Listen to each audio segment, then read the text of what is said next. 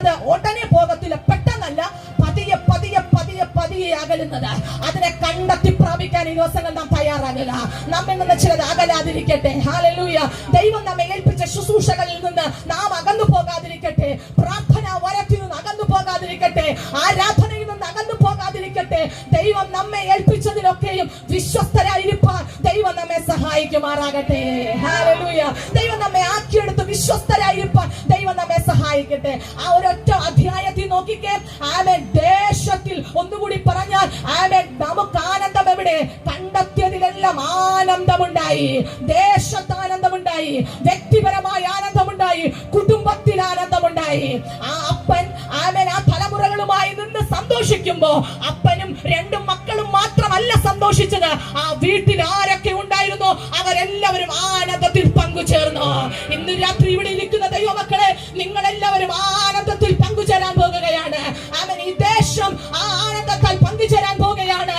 ആമേൻ. അതിവിദൂരതയിലാണോ നിങ്ങൾ നിൽക്കുന്നത് എങ്കിൽ ഇന്ന് രാത്രി ആത്മാവിൽ വിളിച്ചു പറയുന്നു, അതിവേഗത്തിൽ സമീപിച്ചിരിക്കുന്നു. ആ ദൈവ സാന്നിധ്യത്തിലേക്ക് അടുത്തു വാ. നിങ്ങളുടെ മേൽ ഒരു ആനന്ദത്തിന്റെ ഘോഷം മുഴങ്ങപ്പെടട്ടെ. എനിക്ക് ആനന്ദമില്ല, എനിക്ക് സന്തോഷമില്ല, എനിക്ക് സമാധാനമില്ല എന്നാരെങ്കിലും ഇന്ന് രാത്രി ചിന്തിക്കുന്നുണ്ടെങ്കിൽ ആത്മാവിൽ വിളിച്ചു പറയുന്നു, അപ്പന്റെ അടുക്കലേക്ക് മടങ്ങി വരുന്നവന് ആനന്ദമുണ്ട്. അവന് ബുദ്ധിമുട്ടുണ്ടാകത്തില്ല, അവന് ക്ഷാമമുണ്ടാകത്തില്ല, അവന് ക്ലേശമുണ്ടാകത്തില്ല. അവൻ ആനന്ദത്തിന്റെ ഘോഷം അവന്റെ കൂടാരത്തിൽ മുഴങ്ങപ്പെടുമെന്ന് വചനം പറയുന്നു. ജയത്തിന്റെ ഘോഷം, ഉല്ലാസത്തിന്റെ ഘോഷം നീതിമാന്റെ കൂടാരത്തിലുണ്ട്. ഹല്ലേലൂയ. ഇന്ന് രാത്രി ആ ഘോഷം ഇവിടെ മുഴങ്ങപ്പെടുകയാണ്. ഈ സഭയ്ക്കകത്ത് അത് മുഴങ്ങപ്പെടാൻ പോകുകയാ. ഈ ദേശത്ത് അത് മുഴങ്ങപ്പെടാൻ പോകുകയാ. അനർത്ഥങ്ങൾ വഴിമാറട്ടെ, തലമുറകൾ നശിപ്പിക്കുന്ന ശക്തി അഴിഞ്ഞു മാറട്ടെ. ജീവിതത്തിനകത്ത് വിടുതലുകൾ ഈ നാളുകൾ നമ്മുടെ ദേശത്ത് വെളിപ്പെടട്ടെ. ലോകത്തിന്റെ ഇമ്പങ്ങൾ മുഴുകി നശിക്കുന്ന സകല ശക്തികളിൽ നിന്നും നമ്മുടെ തലമുറകൾ, യുവാക്കന്മാർ, യുവതികൾ, നമ്മുടെ പ്രിയപ്പെട്ടവർ മടങ്ങി വരട്ടെ. ഹല്ലേലൂയ. ആമേൻ. ഏറെ നാൾ അവൻ അപ്പനോടൊപ്പം തന്നെ ഉണ്ടായിരുന്നു.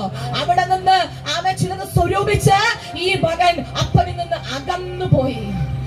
ഞാനൊരു കാര്യം പറയാം. എല്ലാവരും പറയും മുടിയനായ പുത്രൻ, ധൂർത്തപുത്രൻ എന്നൊക്കെ പറയും. പക്ഷെ ഞാൻ ആ സഹോദരൻ ഇട്ട പേര് അപ്പനിൽ നിന്ന് അകന്നു പോയവൻ. ഹല്ലേലൂയ. എനിക്ക് മുടിയനായ പുത്രൻ എന്നും ധൂർത്തപുത്രൻ എന്നും പേർ വിളിക്കുന്നതിനേക്കാൾ ഇഷ്ടം അകന്നു പോയവൻ. അവൻ മുടിഞ്ഞു പോയിട്ടില്ല.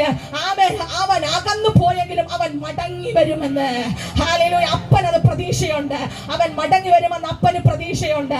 എന്നാൽ ഈ മനുഷ്യൻ ഈ വ്യക്തി അപ്പനിൽ നിന്ന് ഏറെ ദൂരം സഞ്ചരിച്ചു.